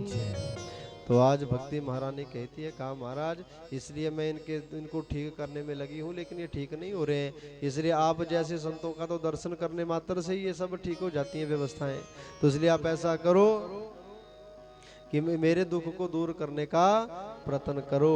तो जैसे इतना कहा तो नारद जी कहते हैं, कहा कि मैंने महाराज सारा जोर लगा लिया, जितने भी मेरे औषधालय में चूर्ण चटनी थी सब फूक दी महाराज, गीता सुनाई, वेद सुनाए, शंख निनाद किया, सब कुछ करके देख लिया, लेकिन जैसे मैं गीता सुनाता था तो ज्ञान वैराग्य उठ जाते थे, लेकिन जैसे गीता की किताब बंद, दोबारा से उबासी आती थी और दोबारा सो जाते थे। बोलिए नारायण भगवान की, बोलिए बिहारी लाल की। तो इसलिए मैंने बड़ा भारी प्रयत्न किया, लेकिन जब उनका दुख दूर नहीं हुआ। तो आज भक्ति रानी ने तो इतना भी कह दिया, कहा नारद जी अगर मेरा दुख दूर नहीं हुआ तो कहा कि इदम स्थानम परित्यज्य विदेशो गम्यते मया, कि अगर इस भारतवर्ष में मेरा दुख ठीक नहीं हुआ, दूर नहीं हुआ, तो मैं इस भारत को ही छोड़ करके कहाँ चली जाऊंगी, विदेशो गम्यते मया, कि मैं विदेश में चली जाऊंगी। और आज आप लोग देख रहे हैं कि धीरे धीरे भक्ति का जो रुझान है वो विदेशों की तरफ बढ़ता जा रहा है। बोलिए सनातन धर्म की। हम लोग भारत में पैदा हुए हैं फिर भी भगवान का दर्शन, भगवान की भक्ति नहीं कर पाते हैं। और उन देखना आप विदेशी लोगों को, आज जैसे जैसे समय बढ़ता जा रहा है तो तीर्थों के ऊपर जो आपको विदेशी लोग बहुत ज्यादा मिलेंगे। पहले नहीं वो आते थे, लेकिन अब वो क्यों आ रहे हैं? क्योंकि उनको लगा कि हमारा भारत के जो संस्कार है ना, भारत की जो संस्कृति है उसमें बड़ा भारी सुख छिपा हुआ है। और उन्होंने हमारा रिसर्च किया कि ये जो भारत के लोग हैं आज से 10-20 साल पहले बड़े सुखी हुआ करते थे। इनके जीवन में सुख क्यों था? तो जब विदेशी लोगों ने रिसर्च किया तो रिसर्च करने पर उनको पता चला कि हमारा इनके तो संस्कार बड़े अच्छे थे, इनका खाने पीने का ढंग, पहनने उठने का ढंग, बात करने का तरीका, हर वस्तु हर चीज जो बड़ी अच्छी थी, जिसके कारण इनके जीवन में सुख था। और आज जो है धीरे धीरे दुख क्यों आ रहा है? क्योंकि आज हम लोगों ने अपनी संस्कृति का अनुसरण करना बंद कर दिया है। बोलिए सनातन धर्म की। जो मन को अच्छा लगता है वो हम खाते हैं, जो मन को अच्छा लगता है वो पहनते हैं, जो मन में विचार आए, चाहे वो किसी को बुरा लगे चाहे ना लगे, चाहे अच्छा लगे, हमें कोई मतलब नहीं है। जो बकना वो बक देते हैं। अपने धर्म का आज हम लोग मजाक खुद बना देते हैं। अपने धर्म का उपहास करने में हम जो बड़े आगे रहते हैं। तो यही तो कारण है कि हम लोग आज दुखी हैं। जहाँ पर भी धर्म की चर्चा चलेगी तो हमारा धर्म कितनी निंदा करेंगे, इतनी निंदा करेंगे, ये सुनने वाला तो सोचता है कि हमारे ये है तो सनातनी है कि कोई और तो नहीं है महाराज। अपने धर्म की हम खुद ही निंदा कर रहे हैं। तो फिर जब हम अपने धर्म को खुद नंगा करेंगे तो महाराज इससे नुकसान किसको होगा? नुकसान अपने आप को होगा ना। तो इसलिए महाराज संस्कृति का अनुसरण करना चाहिए। इस समाज में मिलना जुलना बंद हो गया है, बात करना बंद हो गया है, दुनिया स्वार्थी हो गई है। आपसे किसी को, आपको अगर किसी स्वार्थ होगा तो आप उसके घर जाएंगे, नहीं स्वार्थ होगा तो नहीं जाएंगे। क्या मुझे क्या जरूरत है, मेरे पास तो सब कुछ है। ये भावना मन में आ गई है। और जिस दिन से महाराज ये मशीनी युग आया उसी दिन से क्या हुआ कि लोगों का आपसी प्यार प्रेम भी खत्म हो गया। बोलिए सनातन धर्म की। लस्सी बटना बंद हो गई महाराज। और जब तक इस समाज में लस्सी बटती थी ना तब तक वो प्रेम बना हुआ था। जिसके घर में महाराज लस्सी नहीं होती थी वो दूसरे के घर में जाकर के बर्तन रख देता था कि मर कल की लस्सी मुझे दे देना। बोलिए सनातन धर्म की। यहाँ तक कि घर में महाराज 4 मेहमान आ जाते थे और कहीं कारण बस जो चीनी पत्ती भी खत्म हो जाती थी ना घर में, तो भी हम मांगने की शर्म नहीं करते थे। कटोरी उठा करके पड़ोसी से ले आते थे कि महाराज चीनी खत्म हो गई है, एक कटोरी दे दो, कल वापस कर देंगे, है ना। तो क्या था? प्यार प्रेम बना हुआ था। आज अगर घर में आ जाए मेहमान और आपके घर में चीनी खत्म हो तो आप, अगर आपको और कुछ नहीं दिखेगा तो आप चले जाएंगे पूछने के लिए, है ना, कि हमारा चाह पी लेंदे तू कि नहीं पींदे भाई। हूँ परौने घर है थोड़े बोलना भी पींदे हैं चाह ना, तेना बोलना कोई गल नहीं जी, हने पीनी भी बड़ी पीती आज सारा दिन, है ना। कि तुम बोलना तो कोई गल नहीं भाई, वो तुम बस तीन गल बनाने से तुम्हारे नहीं बोलना भी घर चीनी खत्म हुई थी। पूरी सनातन धर्म की। सोचेंगे बच गए हमारे ना, उन्हें एक बार मना करने की देरी है, फिर बनाएंगे नहीं, अपने आप बच जाएंगे। तो इसलिए हमारा कोई झुक करके राजी नहीं है, कोई मिलजुल करके राजी नहीं है। तो इसलिए धीरे धीरे हमारा समाज जो है ऐसे ही बिखर रहा है। और अगर ऐसी स्थिति रही तो हमारा वो दिन दूर नहीं कि हम अपने घर में भी सुरक्षित नहीं होंगे। बोलिए सनातन धर्म की। इसलिए कलयुग चला हुआ है। तो उस कलयुग में संतों का कहना है कि संघे शक्ति कलौ युगे। अगर इस कलयुग में संघ में रहेंगे, मिलजुल करके रहेंगे, दुनिया आपका बाल बांका नहीं कर सकती है। लेकिन अगर आप बिखर के चलेंगे, अलग अलग रहेंगे, तो दुनिया तो दूर की बात है, एक आम व्यक्ति ही आकर के आपको इतना नुकसान पहुंचा देगा जिसके बारे में आपने कभी सोचा भी नहीं होगा। बोलिए सनातन धर्म की। आए दिन घटना घटित हो रही हैं, आप सब लोग जानते हैं। तो वो घटनाएं क्यों हो रही हैं? यही कारण है क्योंकि आज हम लोग सिर्फ अपने तक ही सीमित रह गए, इसलिए डर खत्म हो गया संसार में। अगर मिल करके रहेंगे तो हमारा दूसरे व्यक्ति को डर होता है कि नहीं ये तो इकट्ठे रहते हैं ना। तो इसलिए आज भक्ति महारानी कहती है, कहा महाराज अब मैंने तो विचार कर लिया कि विदेश में चली जाऊंगी, लेकिन जैसे इतना कहा तो नारद जी कहते हैं, अरे देवी आप इतनी चिंता क्यों करते हैं? अरे भले ही भगवान श्री कृष्ण इस धरा को छोड़ करके चले गए हैं, लेकिन आज भी भगवान श्री कृष्ण इस धरती के ऊपर जो है वो कण कण में विद्यमान है, सारे संसार में भगवान विद्यमान है। इसलिए देवी आप चिंता ना करें, आप भगवान श्री कृष्ण जी के चरणों का ध्यान करें, और मुझे विश्वास है कि भगवान श्री कृष्ण जी आपके जीवन में कृपा करेंगे और आपके दुख को निश्चित ही दूर करेंगे। बोलिए वृंदावन बिहारी लाल की, बोलिए नारायण भगवान की जय हो। इसलिए आप भक्ति महारानी, आप भगवान श्री कृष्ण जी के चरणों का ध्यान करें। तो आज भक्ति महारानी भगवान श्री कृष्ण जी से प्रार्थना करती है, भगवान श्री कृष्ण जी के चरणों का ध्यान करने लगी तो क्या प्रार्थना कर रही है, तो आइए हम भी गुनगुनाएं। बोलिए आनंद कंद भगवान की जय हो। ब्रज के नंद लाला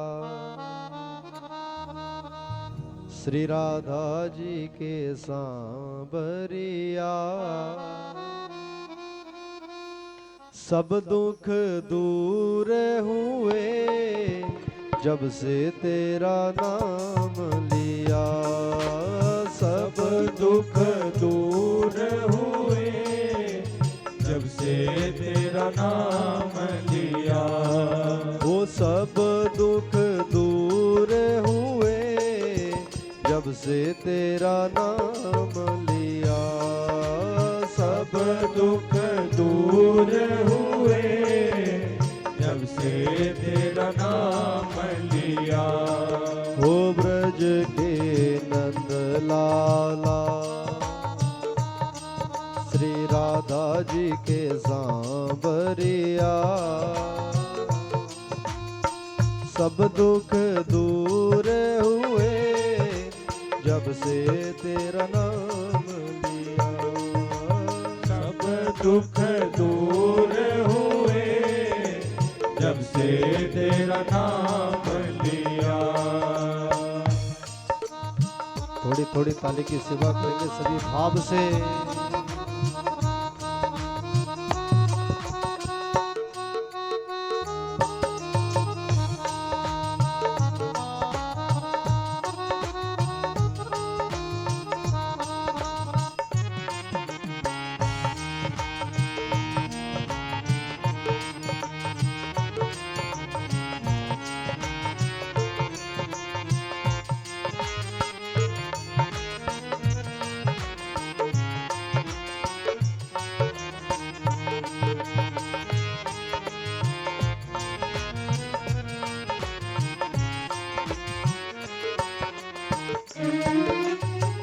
मीरा पुकारे तुम्हें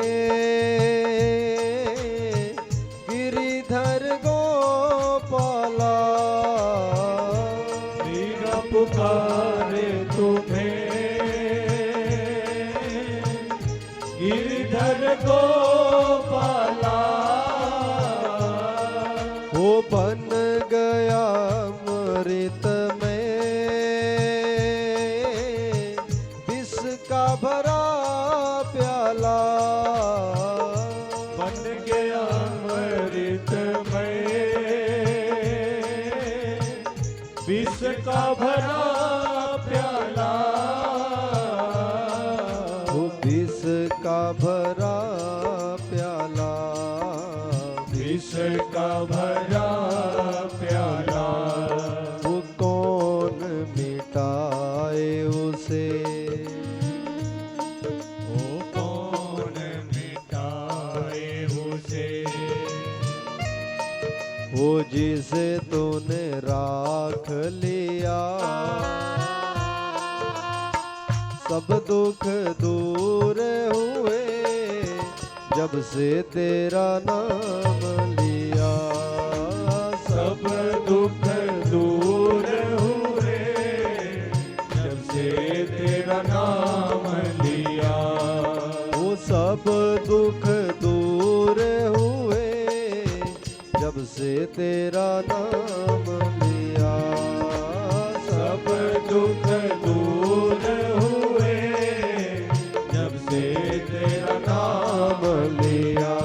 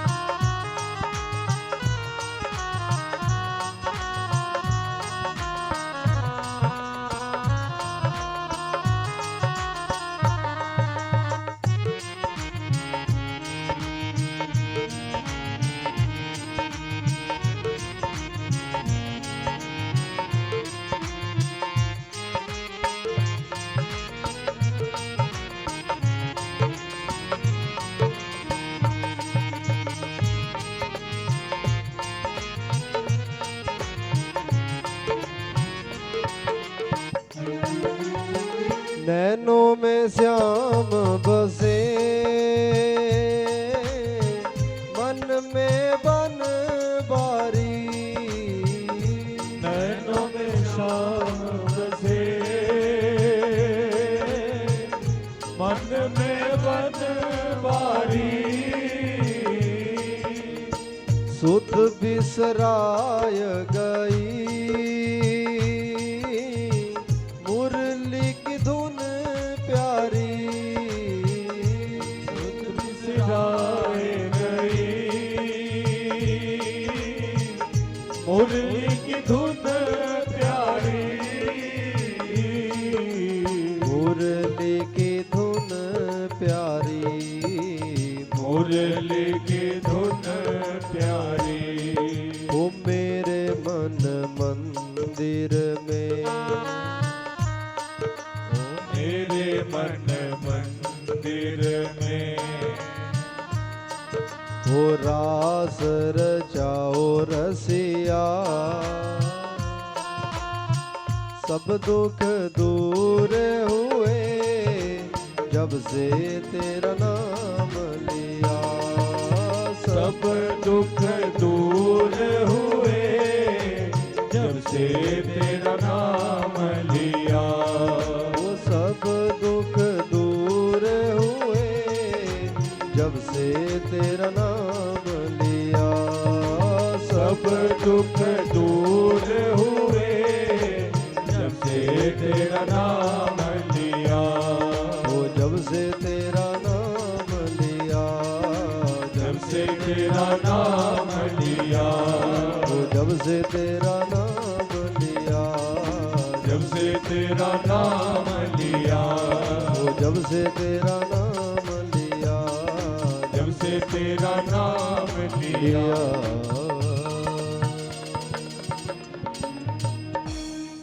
सब दुख दूर हुए जब से तेरा नाम लिया। सब दुख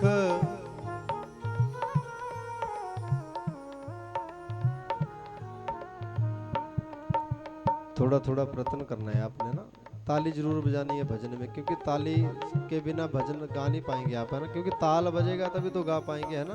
तो इसलिए ताली जरूर बजानी है और गाना भी जरूर है ना। क्योंकि अभी आप शायद थोड़ा बहुत शर्म भी कर रहे हैं ना, क्योंकि पहली बार भेंट हो रही है आमने सामने। बोली सनातन धर्म की, और इसलिए शर्म नहीं करनी है आपने ना। खुल करके गाना है और खुल करके ताली बजानी है, क्योंकि अभी थोड़ा शर्म भी हो जाती है, पहला दिन है ना। क्योंकि अभी तो कथा की फाउंडेशन बन रही है ना, अली तक न्यू रखे थे। बोलिए सनातन धर्म की। और ये तो मुझे पता ही है कि 7वें दिन आप लोगों का रंग कुछ और होगा ना, क्योंकि उस दिन फिर आप कहेंगे पंडित जी 2-4 दिन कथा और बदी देखिए ना जी, अब बड़ा पंखा भी है ना। बोलिए शंकर भगवान की। तो इसलिए थोड़ा थोड़ा प्रयत्न करना है आपने, मिल करके भजन गाना है। क्या कहना है, ताली जरूर बजानी है। सब दुख दूर हुए जब से तेरा नाम लिया। सब दुख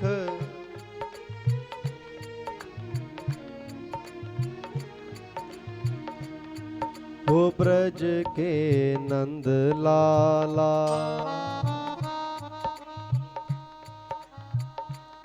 श्री राधा जी के सांवरिया।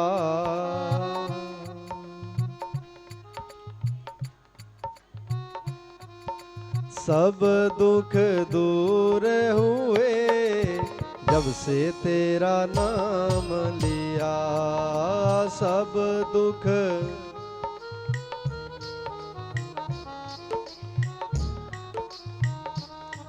वो सब दुख दूर हुए, जब से तेरा नाम लिया सब दुख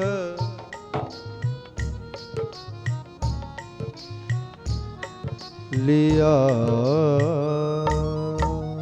बोल वृंदावन बिहारी लाल की जय हो। बोली आनंद कंद भगवान की। तो इस प्रकार से बंधो भक्ति महारानी भगवान श्री कृष्ण जी के चरणों का ध्यान करने लगी और उसी वक्त महाराज आकाश मार्ग से आकाशवाणी हो गई कि नारद जी अगर आप भक्ति के दुख को दूर करना चाहते हैं तो जाओ इनके निमित्त कोई सत्कर्म करो। बोलिए नारायण भगवान की। नारद ने दोनों हाथ जोड़ दिए, कहा हमारी ये सत्कर्म क्या है?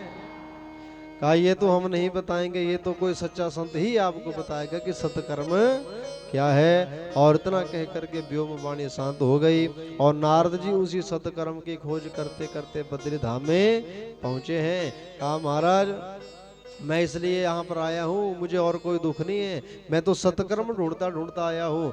मैंने बड़े भरे संतों से पूछा, लेकिन जितने भी संतों से पूछा वो संत तो ये प्रश्न सुन करके ही शांत हो जाते थे, मौन हो जाते थे। मैंने पूछा सत्कर्म क्या है, लेकिन जब महात्मा से मैं पूछता था तो महात्मा लोग मेरी तरफ देखते थे। क्यों?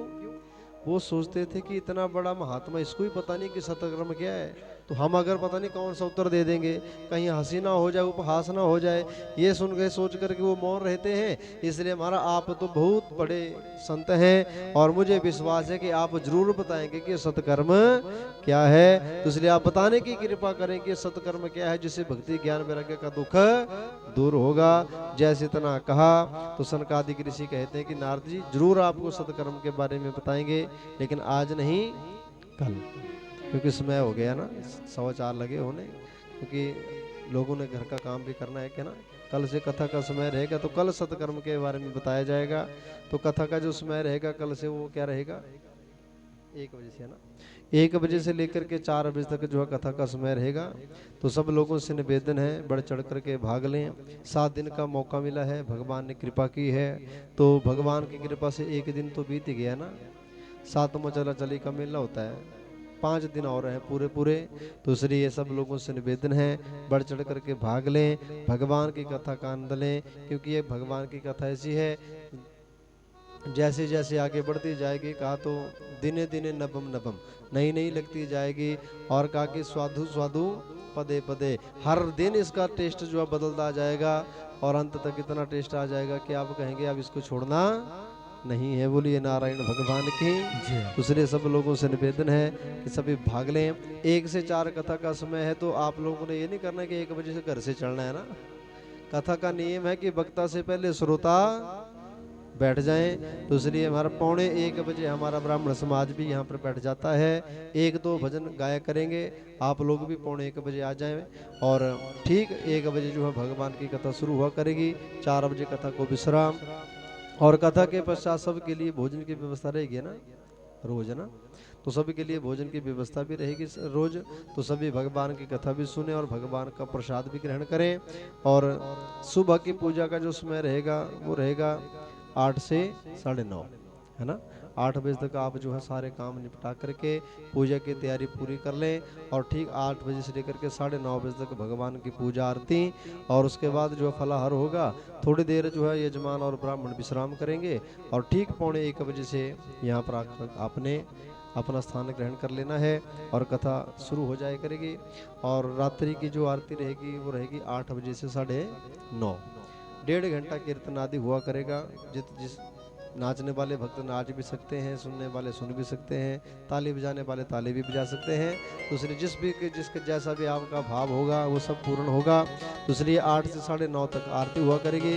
ये नित्य की दिनचर्या रहेगी। तो सब लोगों से निवेदन है बढ़ चढ़ करके भाग लें। और आज की कथा को यहीं पर भगवान के चरणों में अर्पित करता हूँ। और भगवान से प्रार्थना करता हूँ जिन जिन भक्तों ने आज की कथा को श्रवण किया उनके घर में मंगल ही मंगल हो, सब सुखी रहें, सब निरोग रहें, सब उन्नति करें, सब तरक्की करें। इसी मंगल कामना के साथ वाणी को विश्राम। तो आइए ठाकुर जी को भोग और भगवान की आरती।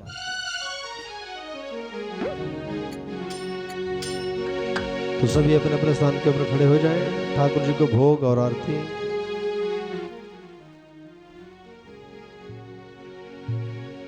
भोग लाल ठाकुरा, बड़ा ज्यादा गुस्सा तन जटदा ओ ठाकुरा, बड़ा ज्यादा गुस्सा तन जटदा ओ ठाकुरा, बड़ा ज्यादा गुस्सा तन जटदा। ओए आज भगता ने जिद की थी, आज कर नहीं हो जाना है। आज भगता ने जिद की थी, आज कर नहीं हो जाना है। वो तुसी खावांगे ता खावांगे, नहीं ता भूखे मर जाना है। तुसी खाओगे तो खावांगे, नहीं तो भूखे मर जाना है।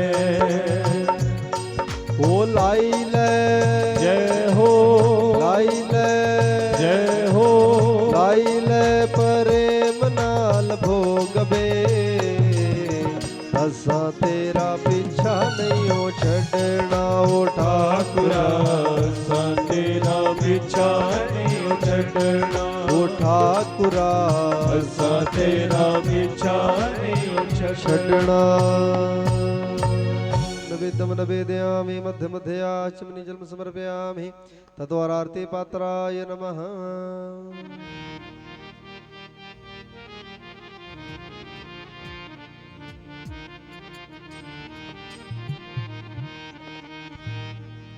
श्री भागवत भगवान की ये आरती, पापियों को पाप से है तारती। श्री भागवत भगवान की ये आरती, पापियों को पाप से है तारती। श्री भागवत भगवान की ये आरती, पापियों को पाप से है तारती। श्री भागवत भगवान की ये आरती, पापियों को पाप से है तारती। ये अमर ग्रंथ ये मुक्ति पंथ यह पंचम वेद निराला, नव ज्योति जगाने वाला।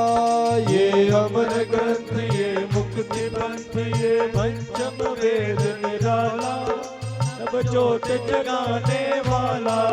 हरि नाम यही हरि धाम यही, हरि नाम यही हरि धाम यही, हरि नाम यही हरि धाम यही, हरि नाम यही हरि धाम यही। ये जग मंगल की आरती, पापियों को पाप से है तारती। श्री भागवत भगवान की ये आरती, पापियों को पाप से है तारती। ये शांति गीत पावन पुनीत, पापों को मिटाने वाला, हरि दर्श कराने वाला। ये शांति गीत पावन पुनीत, पापों को मिटाने वाला, हरि दर्श कराने वाला। ये सुख करनी ये दुख हरणी, ये सुख करनी ये दुख हरणी, ये सुख करनी ये दुख हरणी, ये सुख करनी ये दुख हरणी। श्री मधुसूदन की आरती, पापियों को पाप से है तारती। श्री भागवत भगवान की ये आरती, पापियों को पाप से है तारती। ये कृष्ण भक्ति अम्बा की शक्ति, यह प्रीति सिखाने वाला, प्रभु भक्ति जगाने वाला, ये कृष्ण भक्ति अम्मा की शक्ति है प्रीत सिखाने वाला, प्रभु भक्ति जगाने वाला। हनुमान यही प्रहलाद यही, हनुमान यही प्रहलाद यही, हनुमान यही प्रहलाद यही, हनुमान यही प्रहलाद यही। ये जग मंगल की आरती, पापियों को पाप से है तारती। श्री भागवत भगवान की ये आरती, पापियों को पाप से है तारती। ओ भक्त को भव सागर से है तारती, भक्त को भव सागर से है तारती। कर्पूर गौरम करुणावतारम, संसार सारम भुजगेन्द्रहारम, सदा वसन्तं हृदयारविन्दे भवं भवानी सहितं नमामि। तुमेव माता च पिता तुमेव, त्वमेव बन्धु सखा त्वमेव, तुमेव विद्या द्रविणं तुमेव, त्वमेव सर्वं मम देव देव। अच्युतं केशवं राम नारायणं कृष्ण दामोदरं वासुदेवं हरे, श्रीधरं माधवं गोपिका वल्लभं जानकी नायकं श्री रामचन्द्रं भजे। रामचन्द्रं भजे कृष्णचन्द्रं भजे, राधिका नायकं श्री कृष्णचन्द्रं भजे। बोल वृंदावन बिहारी लाल की जय हो, भागवत भगवान की जय हो, शंकर भगवान की जय हो। जयकारा जगदियां जोता वाली माता तेरी सदा ही जय हो, धर्म की जय हो, अधर्म का विनाश हो, प्राणियों में सद्भावना हो, विश्व का कल्याण हो, कथा कीर्तन का प्रचार हो, भगत जनों का उद्धार हो, गौ माता की सेवा हो, वेद माता गायत्री की जय हो, सत्या सनातन धर्म की जय हो, सद्गुरु भगवान की जय हो। नमः पार्वती पतये हर हर हर हर महादेव शंभो। ओम जगने न जगनमय जंत देवास्तानि धर्माणि प्रथमान्य सन्नाते हनाकं महिमानः सचन्द्र यत्र पूर्वे साध्यः सन्ति देवः नाना सुगन्धि पुष्पाणि यथा कालोद्भवानि च पुष्पाञ्जलिर्मया दत्तं गृहाणं परमेश्वरः। मंत्रपुष्पाञ्जलिं समर्पयामि पुराण पुरुषोत्तमाय नमः। तो सभी से निवेदन, एक लाइन बना करके व्यासपीठ पर माथा टेकें और चरणामत प्रसाद और भोजन ग्रहण कर जाएंगे। बिना भोजन कोई नहीं जाएगा, सभी से निवेदन है। तो आइए सभी माथा टेकें। हरि ओम, हरि ओम, जय श्री राधे, हरि ओम। तो एक लाइन बना करके सभी माथा टेकते जाएंगे और अपने मन वाणी जीवा को पवित्र करते हुए